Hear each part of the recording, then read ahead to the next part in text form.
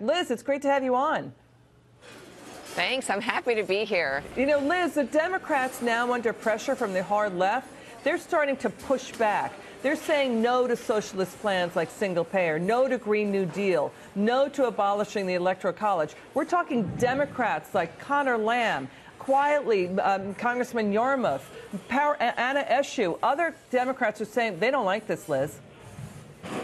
Well, look, Connor Lamb's a good example, but as we know, Democrats are in control of the House because they won districts that previously had gone for President Trump. Those are people who cannot possibly keep those seats past the next election if they vote for Medicare-for-all, Green New Deal, and all the other progressive measures that are being pushed by, let's face it, Alexandria Ocasio-Cortez and others who have become the voice of this party. I think the party elders must be absolutely tearing their hair out. We know Nancy Pelosi is having some problems keeping her group in order. There have been votes which have gone against Democrats in the last couple of weeks. Look, this is a serious problem for Democrats. It's obviously good news for Republicans, because if they were singing all from the same hymnal, Republicans would have a problem. Yeah, your point's well taken. The 101, there's over 100 centrist Democrats known as the New Democrat Coalition. They're the ones pushing back. They're saying, to your point, Liz, that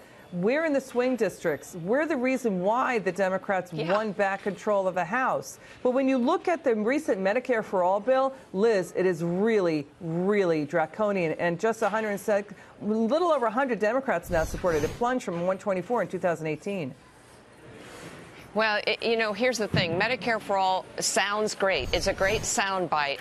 But polling shows very clearly when people actually learn more about it, they learn that they're going to have to ditch their own private insurance. They learn that their taxes are going to double for it, et cetera. The polling support goes to absolutely nothing. So, you know, this is the beginning of a rollout of a program, which, as you point out, is really draconian. I am surprised that they went as hard tacked on this as they have, because all you have to do is read up on what's going on in Canada, what's going on in UK, and find out that this really doesn't work very well. And by the way, in both of those countries, there are private options. Yeah, this is talking about no private option at all. It's amazing. That's the point. You know, and the criticism of Medicare for all and the socialists supporting it and Democrats supporting it, they are being misleading. They're misleading the American people. Yeah. Look at the amount of fraud, government waste in Medicare right now and Medicaid. Through healthcare system-wide, the Rand Corporation, Liz, found more than $250 billion, $250 billion plus,